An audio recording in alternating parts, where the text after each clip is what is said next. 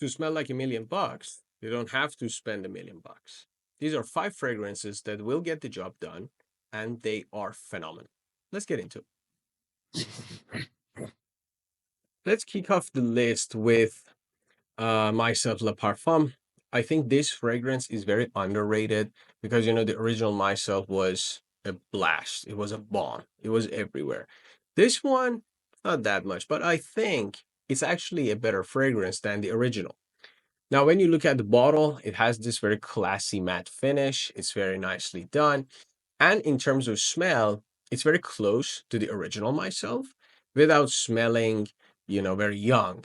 It's a little bit more mature, more grown up. It still has that orange blossom, patchouli, amber, that kind of like a Myself DNA to it. It's just a little bit more grown up with that vanilla and patchouli working in the background. But the spicy opening and the orange blossom still there. You can use this for all season, all occasion. I would say this works better in spring and fall, but you can actually use it in winter and summer, depending on how many sprays you do. It's a very underrated fragrance at this point. I think not everybody is really appreciating how much this fragrance can work. It pull compliments, it's very inoffensive, and it's fantastic. So myself, the parfum is the first one. Let's go Tom Ford next. This is Tom Ford Noir EDP.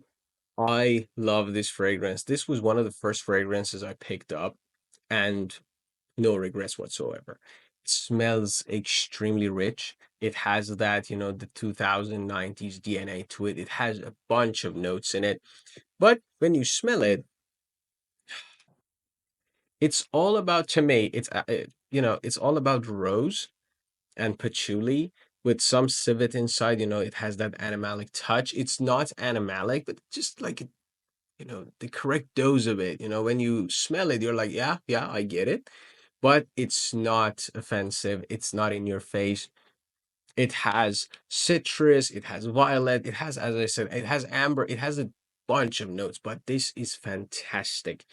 Honestly, nowadays people are not talking about it, very underrated, and it's still very, very unique. You will be hard pushed to find something similar to this nowadays, especially with all these very super sweet fragrances taking over. This is actually fantastic. Tom Ford Noir, I'm in love with this. You got to try it if you have not, and it smells like $1,000,000, literally. Let's go Versace next. This is Oud Noir. This is the forgotten child of the fragrances that are in this bottle, and yet this is the best one, easily the best one if you are into fragrances. Now, for your average Joe, probably they would prefer Versace Parome or Dylan Blue. Obviously, it's a brew fragrance. Dylan Blue, it's very nice compliment pulling, but this one is artistic. It's a little bit more mature. It's grown up. It is interesting. Actually, it's interesting. Uh, to me, it's all about saffron and amber, and it has a very nice touch of oud to it that is not in your face. It's not overpowering. It's a very designery oud. It's like kind of that sweet oud. It leans a little bit medicinal, but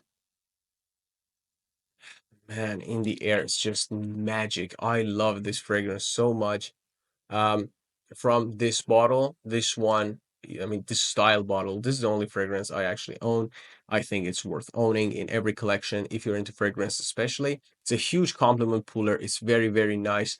And it is a very nice staple of the collection in fall and winter. You got to try this out if you have not. I know, people are being blasted with Dylan Blue and Porom these days, but this one is just absolutely fantastic. One of the better offerings from Versace at this. Let's go Cologne next. This is Jean Le Noir from Maison Alhambra. This one is a clone of Ombre Nomad, um, but it's not.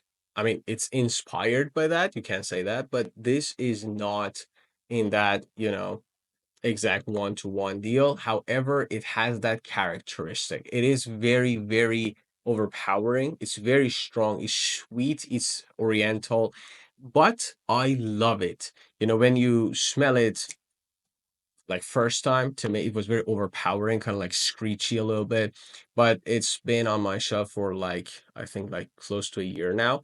And it is fantastic. It's very smooth. The rose is smoothed out. I can pick up the saffron very easily. There is something like a fruit in here. It has some fruity notes. So it is still overpowering if you go heavy on the trigger, but overall, it's a very delicious fragrance. Very, very nice to my taste. And people will actually smell you without being offended. I love this fragrance, especially in the air. It does its magic. Give it a try. It's very, very cheap and it comes with a magnetic cap if you care about that. Overall, very solid offering from Maison Alhambra. Nowadays, not talked about enough. For the last one, let's go Fragamo. This is Salvatore Ferragamo F Black. This was hyped to death by Jeremy Fragrance back in the day, but still good. It's one of those fragrances that I blind bought, and I didn't really listen to people. People say this smells like La Nuit de l'Homme from YSL. It does not. People say this is, very synthetic and, kind of like attacking your nose all the time. I don't really buy it. This is a very nice fragrance. To me, it smells like fresh apple mixed with pepper, and that's about it. It's a, very straightforward fragrance. It is, how say, like, smells very, I want to say, like, how say it, like it doesn't smell old money like some of these other guys here. This one smells a little bit more playful, maybe like a young billionaire or something. But at the end of the day, oh man, it smells very, very good. And you can pick it up on the cheap. There's no reason not to. The design is a little bit wacky. I really don't enjoy this, but hey, this is all about the juice inside. So who cares anymore? Yeah, guys, thank you for watching and being here. If you like this video, please give it a like and subscribe if you're new. Helps the channel grow and I can bring more fragrances to you and we talk about them together. Again, thank you for your time. Thank you for watching and I see you in the next one.